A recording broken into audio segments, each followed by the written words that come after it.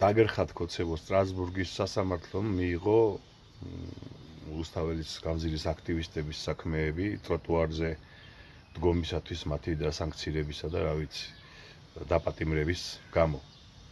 ანუ მთელი ევროპა უკვე იმსჯელებს იმაზე, რომ საქართველოში არის ხელისუფლებაში ბანდა, რომელიც ადამიანებს ტროტუარზე დგომისათვის აჯარიმებს და ციხეში სვამს. ხო ეს იმ ღვთისმოსავების გასაგონად, რომლებიც ვიცი ძალიან ქრისტიანობენ და ვითომ ვიცი ღმერთის ეშინიათ და პირჯვარებს იწერენ.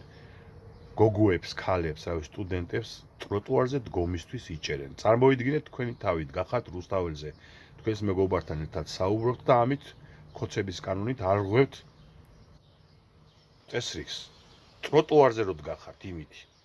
და ამას უარ აპროტესტებთ, ნახართ ახლა ამის შემდეგ. ან კაცი ქვია ხოცო, ან ქალი ქვია, ან ქრისტიანი, ან რა ვიცი, რა ქვია.